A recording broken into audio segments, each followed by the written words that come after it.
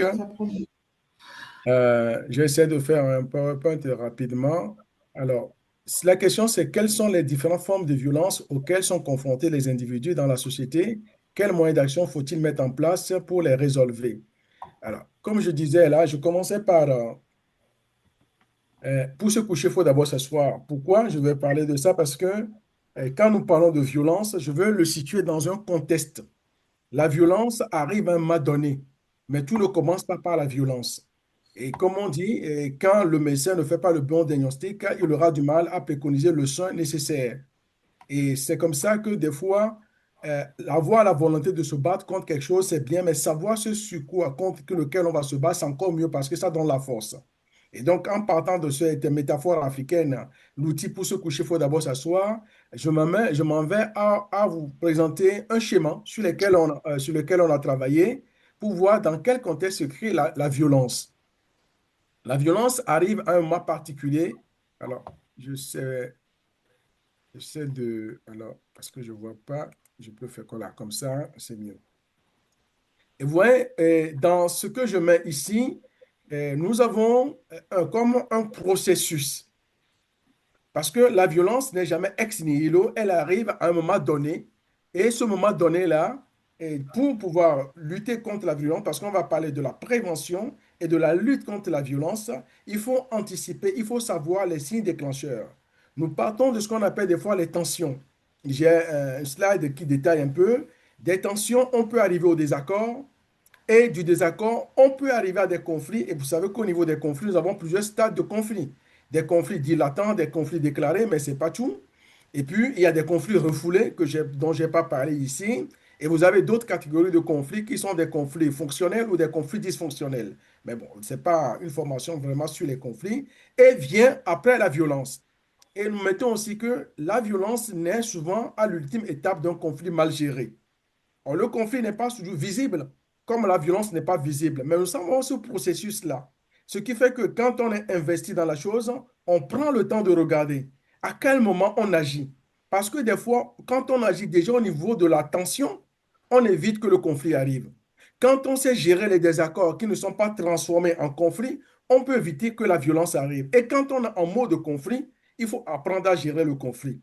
Vous savez, c'est Amadou Ampateba qui disait qu'il n'y a pas de petite bagarre. Nous parlons d'une petite histoire entre deux lézards qui se battaient, qui a conduit après tout à plusieurs décès, même à une guerre. Qu'il n'y a pas de petite bagarre, donc il n'y a pas de petit conflit. Cela veut dire que dès l'amorce d'une situation conflictuelle, nous avons l'obligation de le gérer, de la gérer. Parce que le conflit, nous devons gérer le conflit. Cela ne veut pas dire que on parvient à résoudre un conflit. Quand on gère un conflit, on peut transformer le conflit. Et gérer un conflit ne veut pas dire que c'est moi qui dois le faire. Je participe comme le colibri, chacun apporte sa part. Le fait de signaler, on verra qu'au niveau de la violence, par exemple, la sensibilisation est importante. Le temps que nous avons ce soir est une contribution. Donc, chacun joue sa partition. Mais ce qui est important, c'est qu'il faut absolument jouer sa partition. Quand on ne joue pas sa partition, on fait défaut à soi-même et on fait défaut à la société. Donc, j'ai le slide après qui permet de détailler, je pourrais le partager avec Carole après, ce que c'est la violence, ce que c'est la tension, ce que c'est un désaccord, ce que c'est un conflit et d'où maintenant naît la violence qui est l'extrême, l'expression extrême et destructive d'un conflit qui vise à imposer sa volonté à autrui. Sans cela, viser à imposer sa volonté à autrui, que cette volonté soit physique, soit verbale, soit psychologique, soit symbolique, et j'en passe. Et c'est ça la violence. Et quand on dit cela, on a tout dit. Tant on va parler de la violence, je dirais, invisible et de la violence visible, sachant que c'est l'invisible qui est le plus présent. Et dans le tableau, ce que nous avons mis dans ce tableau, c'est de voir que chaque action, qu'il s'agisse, en tout cas chaque phénomène, chaque fait, qu'il s'agisse de la tension, du désaccord, des conflits ou de la violence, a une conséquence pour la victime ou les personnes victimes. Donc, celui qui est auteur d'une violence crée des conséquences pour la victime de la violence. Celui qui est auteur d'un conflit crée des conséquences pour celui qui est victime de ce conflit, mais lui-même aussi devient quelque part une victime. Attendons-nous bien. Je ne mets pas sur le même pied d'égalité. Parce que quelqu'un qui commet un assassinat, il crée une victime il a aussi certaines conséquences. C'est plutôt les conséquences dont je veux parler parce qu'il y a toujours une conséquence pour tout auteur de victime et de crime, tout auteur de violence, tout auteur de conflit. Il y a toujours une conséquence. Maintenant, cette conséquence ne s'arrête pas simplement aux concernés.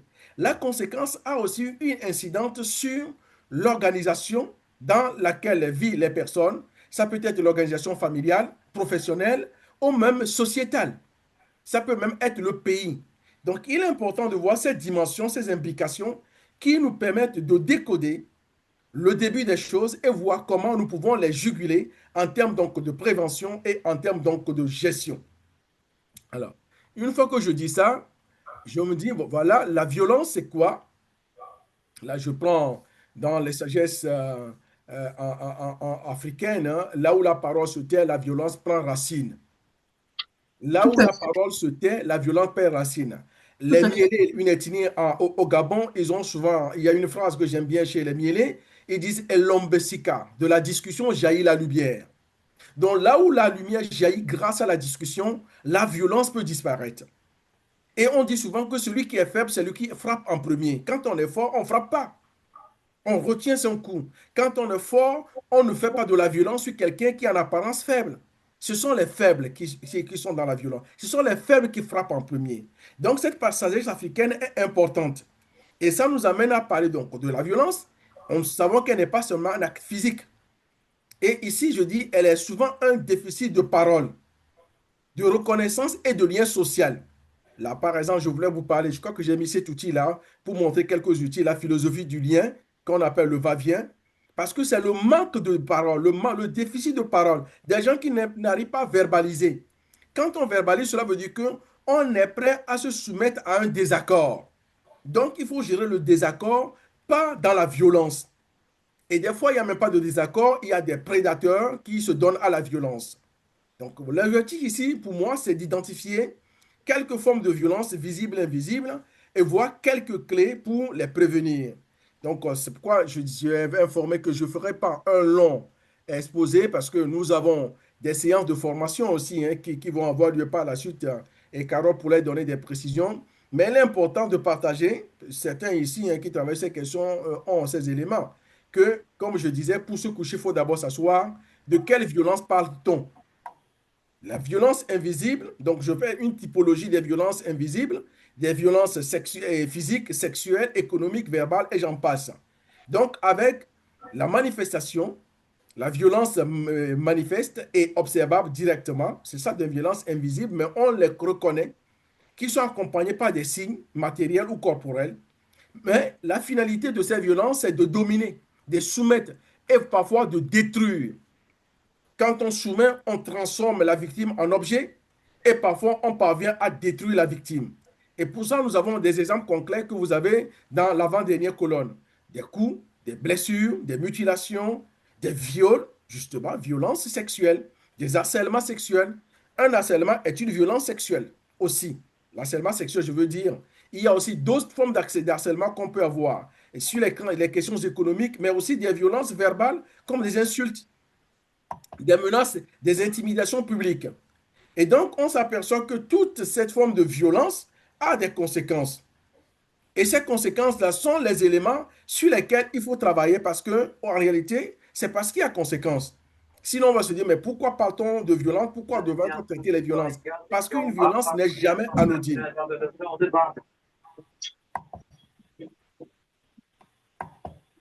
Dans la série des violences invisibles, là, je parle des violences psychologiques, structurelles et institutionnelles. Et là aussi, nous avons plusieurs subtilités. Des violences qui sont subtiles, parfois imperceptibles, qui existent. Vous savez, souvent, les enfants, dans la bagarre que les enfants peuvent avoir, souvent celui qui agresse en premier, on ne le voit pas. Celui qui réagit pour se défendre, c'est lui qu'on voit et devient l'agresseur. Et quand on prend la pyramide, donc comment ça s'appelle déjà là, le triangle dramatique, donc l'accusateur, enfin, la victime, le sauveur et puis l'agresseur, mais il faut voir que des fois, c'est des positions qui peuvent tourner. Quelqu'un qui est agresseur peut jouer le jeu de rentrer dans la peau de la victime. Dans une des techniques de gestion de conflit, on parle, on appelle les 12 roues de la gestion de conflit, on parle de la nomination de l'agression. C'est une technique efficace parce que la société dans laquelle nous sommes, personne n'aime porter le manteau de l'agresseur. Personne. Et pourtant, nous avons des agresseurs parmi nous. Et quelqu'un qui agresse, vous le prenez sur fait, il vous dit non, je n'agresse pas. Donc, on n'aime pas. Et ce qui fait qu'en gestion de conflit, parfois, on apprend des techniques pour nommer l'agression. Parce que quand vous nommez l'agression, vous avez un effet psychologique. Vous mettez la personne dans la position où elle ne veut pas rester. Et donc, souvent, les gens nient leur position d'agresseur ou leur statut d'agresseur. Et donc, ça a pour effet de désamorcer un peu la pression. Parce que vous avez nommé l'agression. Ce sont des techniques sur lesquelles on pourrait revenir au moment convenu par rapport à d'autres formations plus approfondies. Et puis, vous avez les violences institutionnelles, les violences culturelles. Les violences institutionnelles, ça peut exister aussi par rapport à la politique, sur les questions judiciaires, administratives, ainsi de suite. Ça peut exister. Les violences culturelles, ça existe. Notamment, là, je touche un peu dans nos traditions, par exemple. Quand je dis nos traditions, ce n'est pas que les traditions africaines, hein, c'est un peu universel. Il y a des normes sociales qui sont des formes de violence. Il y a des gens dans les sociétés qui sont obligés de faire un certain nombre de choses. La personne qui a un diplôme, un statut, mais la société lui impose des règles. Ça arrive des fois au niveau des femmes à qui on impose des choses parce que les coutumes sont ainsi faites. Ce sont des violences structurelles, des violences culturelles. Alors, je Marie, finis. Madame Allô? Babli, votre micro, Madame Babli, s'il vous plaît. Vous pouvez le fermer, hein, voilà. Son plus en tant qu'hôte, il est possible de fermer son micro. Tu Ici, je peux vous le... mets un petit glossaire d'autres formes de violence qui existent, hein, sur lesquelles on pourrait revenir. Et comme je dis, je finirai rapidement par rapport à ça, sans forcément prendre le temps d'aller en profondeur aujourd'hui. Nous avons travaillé sur 5 axes majeurs pour prévenir et lutter contre les violences faites aux personnes. Je reste de manière pédagogique, de manière globale, dire aux personnes, parce qu'on peut spécifier, parce que là où les violences sont majeures, c'est les violences faites aux femmes, aux enfants. Il y a d'autres aussi, hein, les personnes âgées. Et donc, quand je dis aux personnes, c'est de manière générale. La première chose sur laquelle nous pensons, je pense que le collègue du Burkina Faso, ou c'est pas la dame, j'ai pas vu le nom, veuillez m'excuser, c'est la question de l'éducation, de la sensibilisation et de la culture du respect. C'est un élément fondamental. S'il n'y a pas l'éducation, il n'y a pas la sensibilisation, il n'y a pas la culture du respect, c'est comme si on verse de l'eau sur une pierre quand on fait la lutte ou la prévention par rapport aux questions de violence. Tout à Donc, fait. il est possible de revisiter beaucoup de registres. Et dans la présentation du collègue du Burkina Faso, j'entends des éléments très précis en termes donc de sensibilisation sur les violences. Si on n'est pas sensibilisé, il y a des gens qui sont dans un monde parallèle, dans une forme d'ignorance et qui se laissent aller. Donc, il est important de faire ce premier travail. Et puis nous avons le cadre légal. Il faut des normes, des règles. Il faut des lois. Il faut que le cadre légal soit revisité. Il faut qu'au niveau institutionnel, on puisse renforcer des dispositions, des moyens qu'on met à disposition des structures qui luttent, qui accompagnent des personnes. Et puis dans cette dynamique, il faut écouter la victime. Une victime doit être écoutée, sa parole est sacrée. Et donc écouter, accompagner et mettre en place des mécanismes de réparation. Et puis, je parle ici de la gouvernance et de la responsabilité collective. C'est important parce qu'il ne faut pas laisser la lutte ou la prévention des violences à des spécialistes. Non. Il y a des gens qui le font de bon cœur, qui sont des professionnels, mais c'est un enjeu de tout le monde. Si on pense que c'est certains qui doivent le faire, que nous soyons hommes ou femmes, nous sommes concernés. Donc, qu'il y ait cette conscience-là, qu'elle soit élevée pour que la gouvernance soit dans une dynamique de responsabilité collective. Et bien évidemment, j'ajoute un dernier point sur l'alliance humaniste et spirituelle pour la culture de la paix sociale. Pourquoi j'allie ça? Parce que nous sommes dans un monde où les gens appartiennent à différents enjeux, différentes obédiences. L'alliance humaniste, c'est le côté humain. Mais aussi, certains sont dans une forme de spiritualité qui n'est pas forcément au niveau de la religion, mais qui peut également l'être. Donc, il est important de puiser dans les ressources nécessaires pour faire en sorte que nous soyons autant dans la prévention que dans la lutte acharnée contre les violences qui sont faites aux personnes. Et donc, pour faire cela, donc, il y a un certain nombre d'outils sur lesquels on peut initier différentes personnes, hein. Comme je vous dis ici, cet outil s'appelle Nunya Adidoé. C'est en effet une langue parlée au Togo. Ça veut dire que le savoir, c'est comme le baobab. Et c'est parti du principe de la fenêtre de Jouari qui nous permet d'avoir un outil d'analyse qu'on peut utiliser en négociation, en management, en plusieurs domaines et pour pouvoir donc être optimisé dans les décisions qu'on peut prendre. Ici, on peut outiller sur l'outil Siriri qui veut dire paix en sango. Et c'est une méthode qui a été extraite, ou en tout cas on l'a travaillé, du sociologue français Geoffre de Madouzière dans les années 60 qui a créé ce concept. Donc on l'a retravaillé, qui est devenu l'outil Siriri. C'est un outil efficace pour pouvoir donc avancer de manière concrète dans des actions de prévention et de lutte contre euh, les violences faites aux femmes. Et ici, par exemple, j'en finirai par là parce qu'il y a un certain nombre d'outils et c'est donc la force de la faiblesse de la brindille. Vous voyez, il ne faut pas penser qu'il y a des gens faibles par nature et qu'on peut les casser. Le temps qu'on a aujourd'hui, c'est qu'on verra que les gens qui luttent, qui accompagnent notamment les femmes et autres victimes de violences, il ne faut pas rester seul, il faut parler. La parole est une force, c'est une puissance.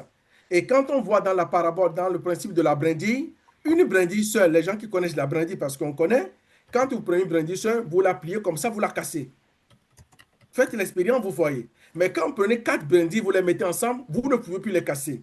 Donc, il y a la force du faible. Quand le faible sait se mettre en synergie, créer des moments où on est collectif. Donc, pour dire que ce chantier est un chantier important, nous avons préparé un certain nombre de choses. L'idée ce soir, c'est de participer à ce temps d'échange, apporter une petite contribution. Et comme je vous dis, nous aurons d'autres temps de formation parce que nous pensons que les outils sont importants. Un chirurgien n'est pas grand-chose s'il ne sait pas utiliser ses outils. Un cordonnier n'est pas un cordonnier s'il ne sait pas utiliser ses outils. Donc, dans les actions que nous faisons, avoir des outils qui sont comme des réflexes pavloviens nous aide à optimiser notre capacité d'action, nous aide à être encore plus performants. Voilà pourquoi nous travaillons sur la création des outils qui sont dorénavant des aides, des leviers avec lesquels nous pouvons avancer. Je vous remercie pour votre attente et je suis disposé à répondre à quelques questions et à participer au débat suivant le principe addition-multiplication. Merci encore. Merci beaucoup, Monsieur Sanoussi. Merci vraiment pour ce partage. Je vais laisser la parole à la salle. Avant, j'ai une petite question. Quel est l'outil, le premier outil que vous avez montré? J'aimerais savoir, s'il vous plaît, le premier outil, si vous pouvez revenir sur votre présentation, s'il vous plaît.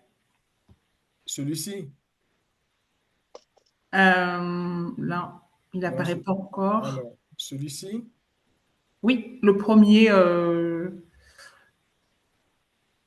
Alors, ça, c'est un schéma pour montrer l'enchaînement logique. Mais en même temps, vous savez que nous sommes dans le domaine des sciences sociales. Il n'y a jamais de vérité révélée. Donc, mais c'est le travail, et le fil de travail et puis d'observation. Ça, c'est un cheminement logique. On sait que les tensions peuvent juste en désaccord. Et la formation qu'on fera le samedi, par exemple, ça, c'est comment transformer les désaccords en une force. Donc, c'est des techniques et des outils. Et ça, c'est une réalité dans laquelle nous sommes. Et comme on dit, la violence vient quand la parole se tait ou la parole se fait absente. Tout Et à donc, fait. on pense qu'il faut se laisser aller. Excellent. Très bien. Merci beaucoup. Je laisse la parole à la salle. Est-ce qu'il y a des questions?